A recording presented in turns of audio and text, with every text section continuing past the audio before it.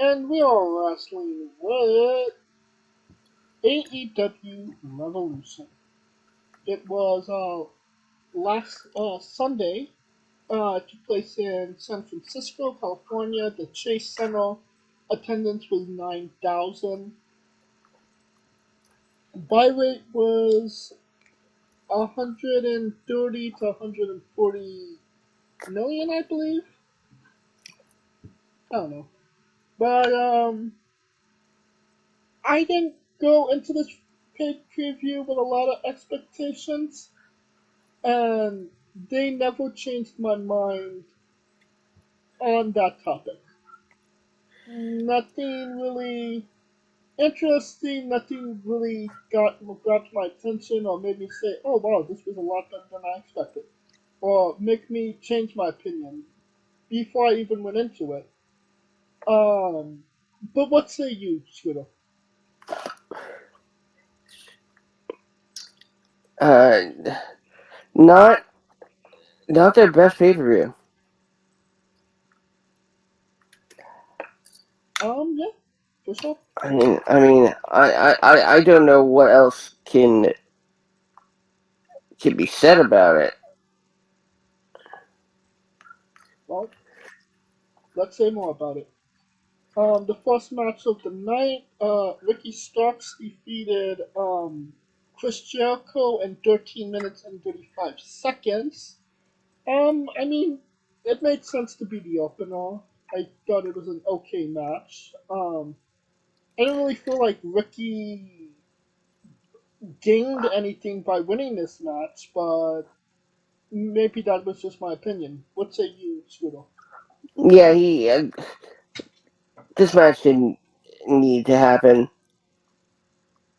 I mean, you've they've kind of killed Stark's momentum for now, and it's going to take a while for him to get it back. Uh, I'm sure that Ricky Stark, Juice Robinson rivalry is really going to get things going. If you can't detect the sarcasm, then you're misunderstood.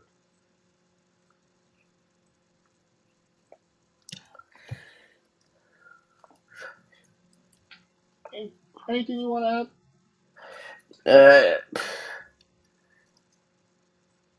I mean, other than actually, no, there's nothing I want to add. add? How many stars do you give this one? Two. I'll be kind and I'll say three. Okay, we got Jungle Boy Jack Perry. He defeated Christian Cake in a final burial match, 14 minutes and 50 seconds. Surprisingly, not shit. Um, I thought it wasn't a bad match. I thought it kind of got where it needed to go. And I thought it was an interesting aesthetic to see Christian go into the casket and then it just dropped it through the floor. What say you, Shino? I mean, it was pretty good for a match that is usually designed to have a clusterfuck ending. Um, It was the least clustery of fucks. uh, so I mean, hey, it's great. I mean, there are rumors that Christian is on his way out. Possibly in the Hall of Fame soon. Possibly. Uh, it's speaking of which, we'll talk about. Maybe I'll bring this up after, but I found the trademark.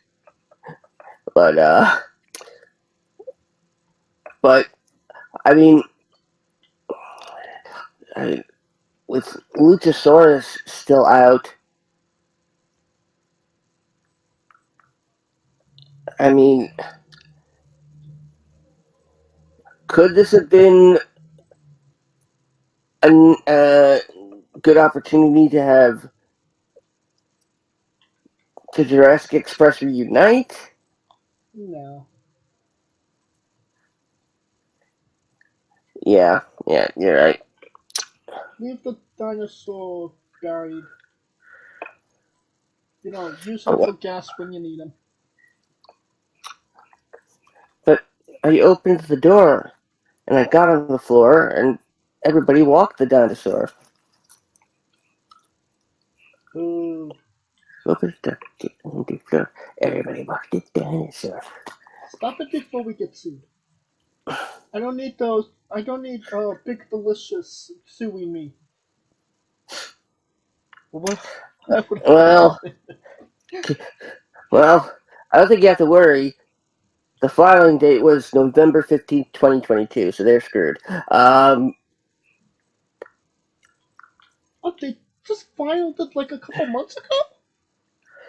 Yeah, that's what it looks like. Oh, get the fuck out. Yeah. Alright, next up. And going back to, Chris Jericho and, Ricky Stark, there was a run-in by Sammy Guevara, which then had Action Spaghetti, make the save. So, yeah. Next match, six-man tag team match for the AEW World Trios titles. We got the House of Black, Malarkey Black, Brody Booker King, and Buddy Don't Call Me Pal Matthews, versus Kenny Olivier and Matt and Nick, Middle Aged Fuck. Buck, with Brendan Cutlet and Michael Naka fucking Zawa. The House Black won, 18 minutes. Just continuing with the cluster fuckery, Scooter? Yep, yep. My buddy, my buddy. And I, by all means, would not call this spiritually orgasmic. Um, how many stars do you give Jungle Boy and Christian? Uh, 3. Give it 3.5 because I actually liked it. Alright, and House of Black versus the Bucks and, Kenny.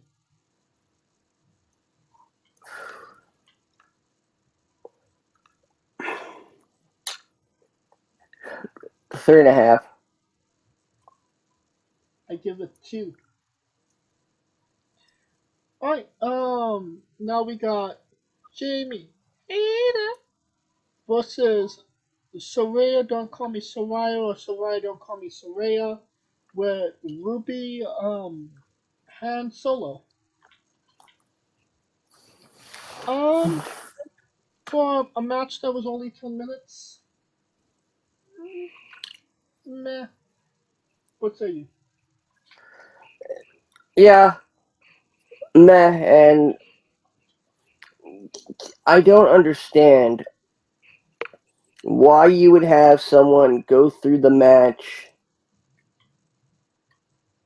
in a triple threat only for them to, you know, turn heel and join the heels immediately after. I mean, her hair was foreshadowing her relationship. I mean, there were also the tattoos on her that say, I'm turning heel, but nobody paid attention to those. Uh, I mean, she got those back in WWE. Pre November 2022.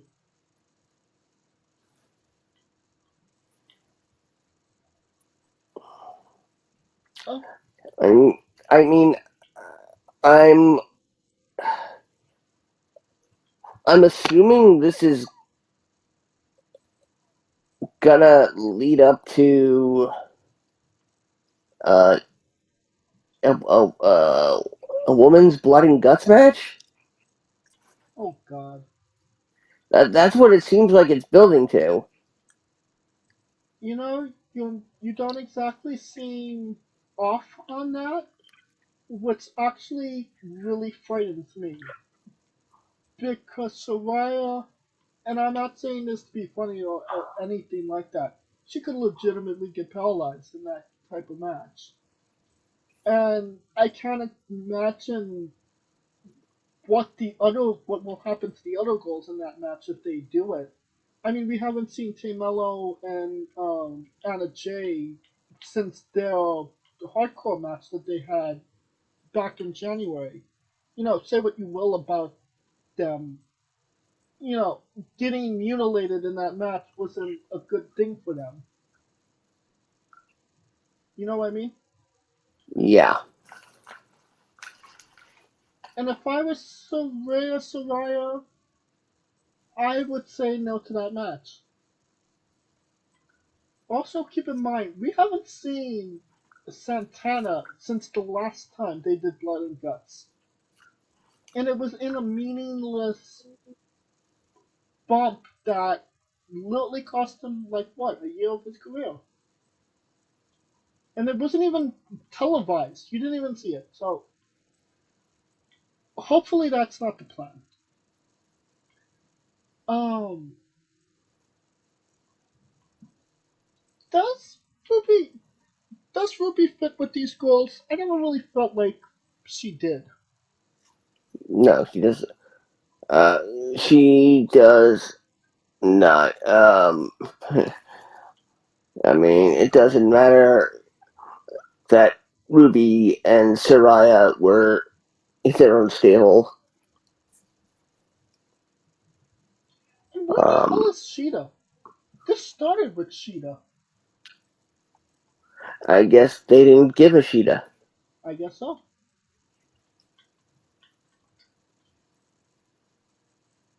All right. How many stars you give this?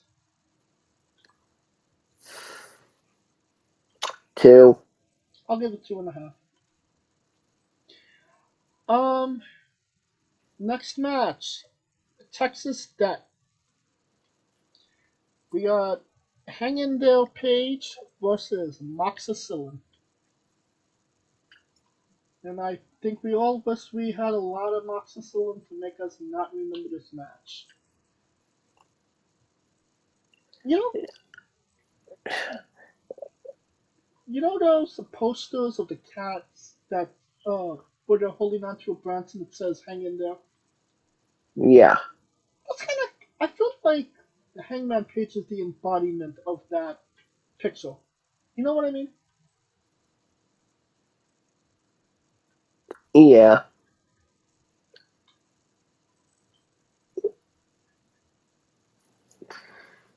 What was your thoughts on the match?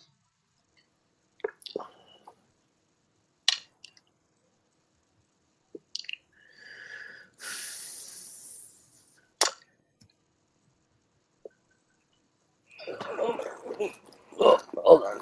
Okay. Uh, I mean, it, it was okay. I'm not sure it. I don't think it strictly adhered to what a Texas deathmatch actually is. Um, When has anything AEW ever did cohere of what it's actually supposed to be? I mean, well, because the Texas deathmatch is not a match that AEW thought up. The Texas deathmatch has been around since the days of the territories, Right. and if you remember, uh, if you've ever seen WrestleMania 10, uh, Randy Savage versus Crush, uh, that falls count anywhere. Uh, match where after you got pinned, you had 60 seconds to make it back to the ring. Uh, and that's what it should have been. Every decision should have been a 10 count, but no, they treated it like a normal match. I mean, And a normal death match, except with the with a 10 count. It, and it was less man standing. That's what it was. it was by a technical submission, but I mean, I don't remember anybody ever submitting to being hung by a chain in a match before. I mean, it wasn't a submission. It wasn't, you know, it wasn't a big deal. It wasn't, a finisher or, something major. He was choking him. He hung him with a chain. And I feel like this is okay. If this is your thing, no thing to you, no complaints here. But there's a time and a place for these kind of matches, and if you want to see them on GCW weekly and just mindless violence and no story, no psychology, just this guy's gonna stab this guy with a fork, and you're gonna love it. Then again, watch GCW, watch CCW. That's why they're there. It's a niche. It's a genre. This type of match should just be in the violence that it had. It should be saved for major rivalries. Major blow-off matches between two people that really can't stand each other. You know, CM Punk and MJF. It was a dark horror match. It worked. It was bloody, but it was the payoff. It seems like we're getting more John Moxley and Hangman Page after this. And where the fuck do you go after a Texas death with Hangman and Moxley? It makes no sense. And both guys are technically faces. Well, unless they're building to another blood and guts match between the Dark Order and the BCC, considering Stu Grayson is returning. What does the BBC have to do with this?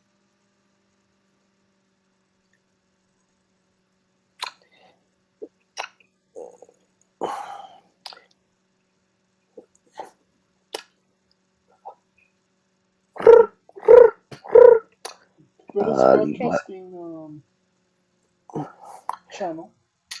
BCC.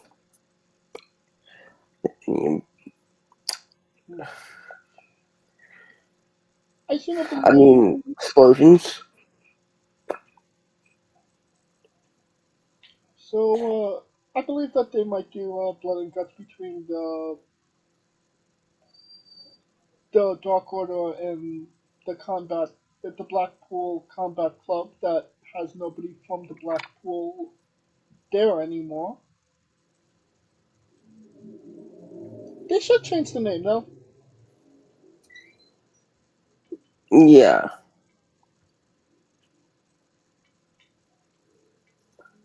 The Combat Friends. The Combat Friends.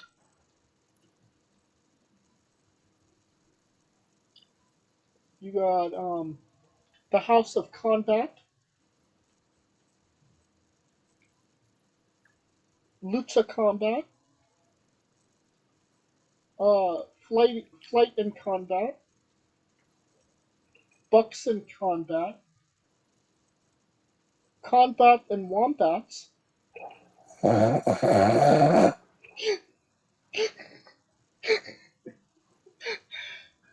Hey, I'm attributing to the conversation, Scooter.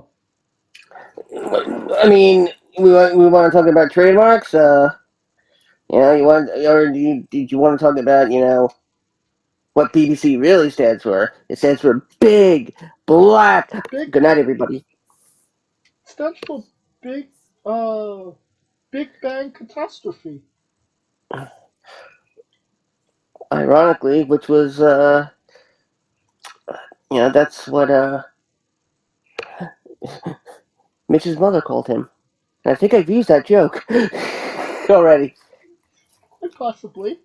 Um, but speaking of BBC and Keith Lee, the way he's been looking lately, he looks like he's been having some spiritual orgasms. No,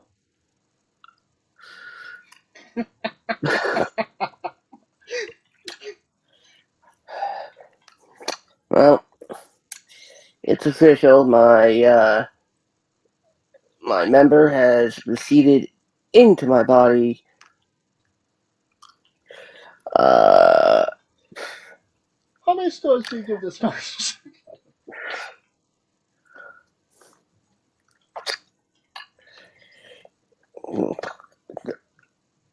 yeah, I'll give it 3 to be nice. I give it 1. I think that's the first time we've ever had a 1 star on the show. Unless Oh no, I'm pretty sure I've said 1. maybe a to negative. We've dealt the negative numbers as well. Um, Now we got Wardlow versus Samoa Joe. Um, it was for the TNT Championship. Wardlow won in 10 minutes and 40 seconds. I believe it was by chokeout. I felt really, uh, yep. I feel really bad for these guys because they had to follow up that clusterfuck of what the fuck with Moxley and Page. And what could have been a better match and got a little bit more attention just kind of died because everybody was spent because they were watching mindless violence for 25 minutes. But I didn't necessarily think that this was a bad match. What say you, Scribble? Oh, I actually think it was a very good match. Um,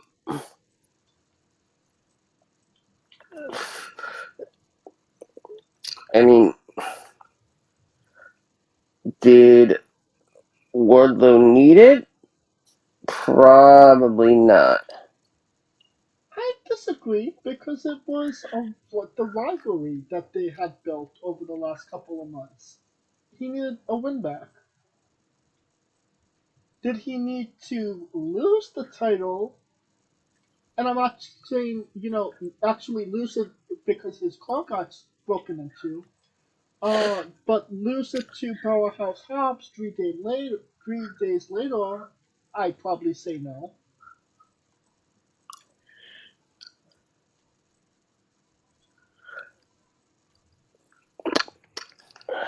But what say you? Uh, well, I mean, I have to think that the what I mentioned in the past that Wardlow has got to be MJF's next feud, If he's not, then and it's a waste. yeah, I mean, why then hot shot the title uh, from uh, Wardlow to Hobbs? Right. But that being said, could Is Wardlow a big enough name to garner a rating against Max? I'm assuming they won't be doing this match at a paid preview.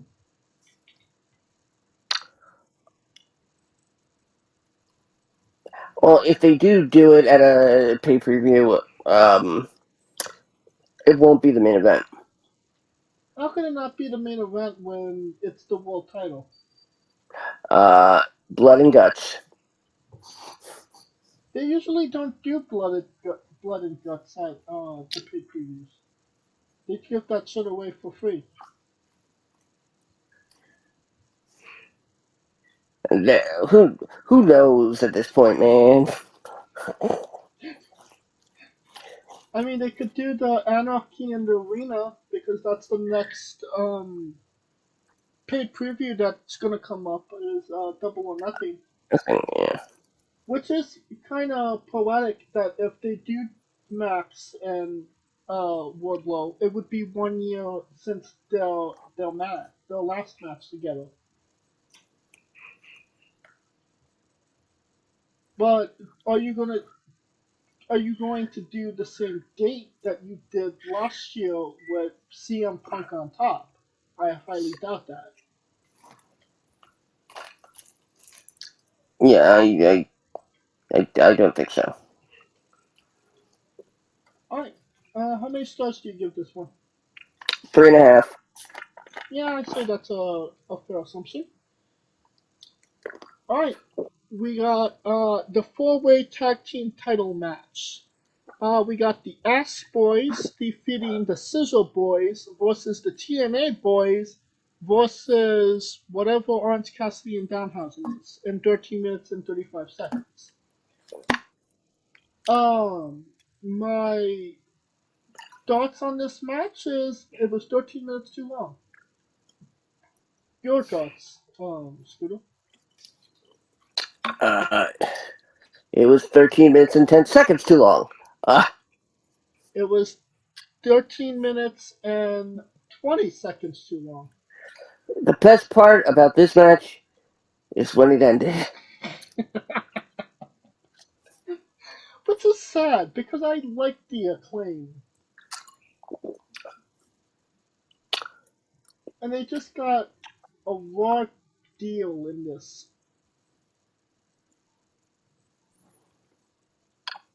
Well, maybe they should, start taking their gunpowder available from BPI Sports.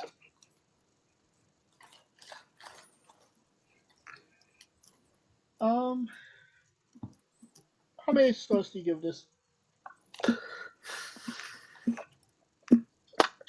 Um,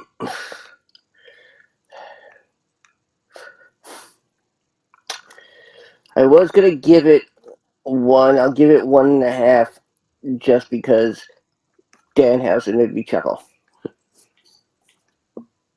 I'll give it 2 because FTR came out afterwards to one off the guns. Yeah.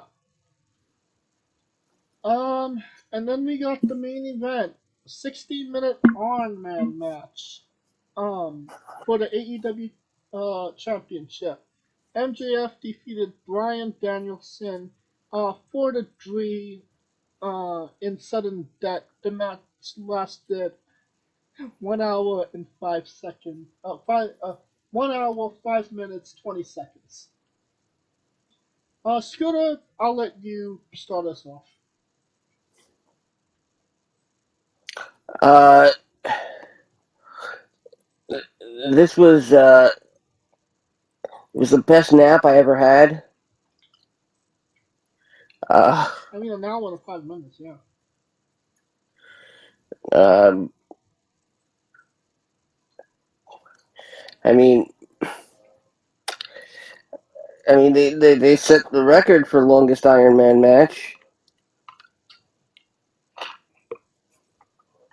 I mean, mm, no, by about 3 minutes. Hmm.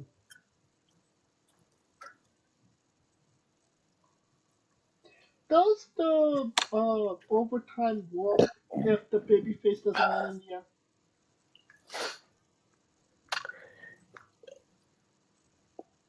Yeah, I mean, having having Danielson tap.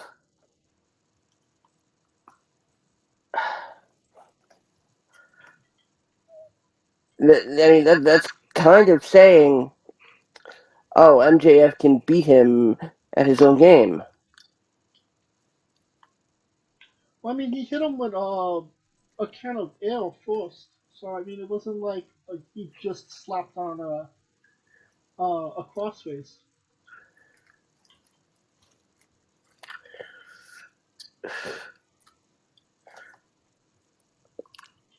Uh, I mean, yeah, maybe this was 64 minutes too long. Well, I'll say what my thoughts on the match were. I didn't watch all of the match. Not his eye. I sped it up to 15 minutes on the clock, and it went 20 minutes, and that 20 minutes was way too long, and I only watched 20 minutes out of an hour match.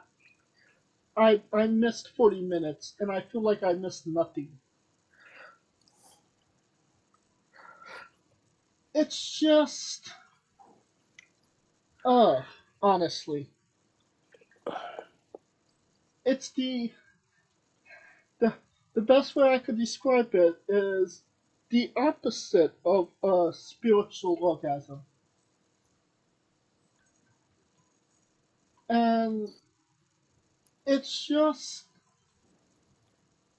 why do a 60-minute Iron Man match when the bad guy is going to win on a paid preview? It doesn't, nothing of it worked for me. And again, I was like, if I watched 20 minutes, it was 20 minutes too long. It was, it was 15 minutes too long.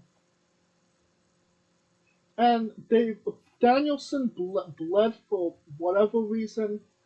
Um, MGF bled for no reason. If you're going to do, a traditional technical match, why do you need blood? Just one. Nothing worked for me with this match.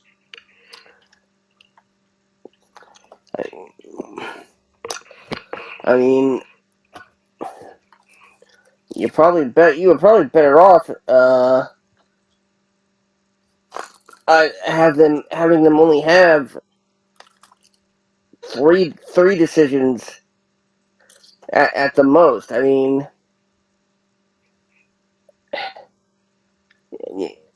what was my suggestion? That MJF was going to get himself disqualified over and over again, Yeah. and then take advantage of the fact that he's beaten down Danielson and get repeated pinfalls to uh, even it up. No, not well. It happened once, uh, Right. but yeah, it's a shame because AEW has been coming through with some really quality pay per view main events. Um, I would disagree with that. Actually, I completely disagree with that. We had MJF versus John Moxley, which was an okay match. We had CM Punk versus John Moxley, which was an okay match. I think the one before that was Forbidden Door. Forbidden Door, which was Tanahashi versus Moxley, which was again an okay match. I think the only one that had like a solid pay preview main event that I believed was the main event because it went on last was CM Punk versus Page. And then I think the month before that was the Battle of the Atoms, which maybe was quite possibly the best uh, paid preview main event that they had in any of their paid previews. That's a fair point. Alright, Uncle Dave gave this match 5 7/4 of a 5 and a Wait, quarter. wait. You can't have 7/4. That would be 1 3/4. He gave it over 5 stars. So what? 5 7/8. Something like that. I can't remember the exact number, but it was like 5/8 or uh, something like that. 5.5, 5 and. Oh, God damn it, Dave. What say you, Scooter? How many stars do you give this?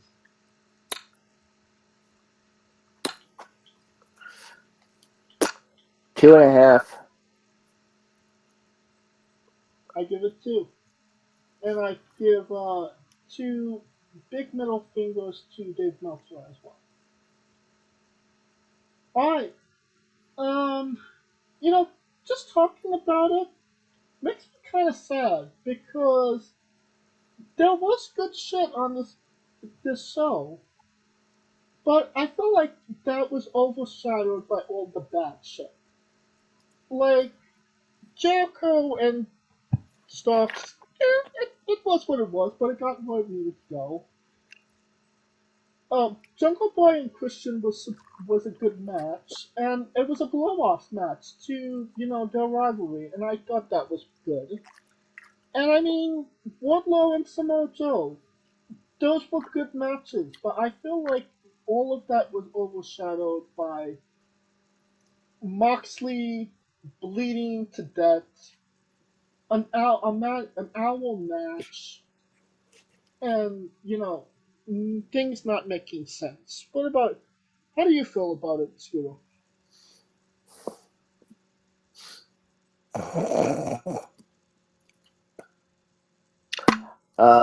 Well, I mean, hey, now I know what to put on if I'm having trouble sleeping. Not wrong about that. Oh, if you're Tony Khan and you're not Tony Khan, looking at this paid preview, does it tell you who you should and shouldn't go with? First of all, who are you to say I'm not Tony Khan? Secondly, I'm your therapist. Take your meds, Scooter. you're a, you're a you're a tall Afro Caribbean man from Haiti. I'm not going to comment on that in fear of getting canceled. No, that's actually the correct term, Afro Caribbean. Well, as you know, I am not. Uh, What was we talking about? Oh yeah. Does this the matches that were on that night? Does it tell you who you should and shouldn't go with?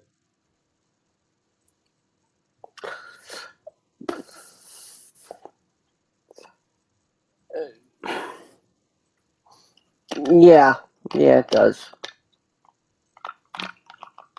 All right. Let's just hope that Tony Khan becomes a rational human being between now and this episode. So we know he's not. Thumbs up, thumbs down, thumbs in the middle. Thumbs not only down, but they've been bent and rotated around so that the whole hand is facing the other way towards you. I give it a thumbs down as well. Alright, that will conclude our coverage of AEW um, Revolution, Evolution, whatever you want to call it. Of course, this was the 200th episode. Um, if you've been listening to us since episode 1, um, I'm so sorry that you've endured all this. If you've just joined us for the first time tonight, I hope you enjoyed it. And if you joined us anywhere in the middle, thank you for listening. Just thank you, and we hope to continue bringing you another 200 episodes of, insightfulness, some jokes, some news, and just some fun.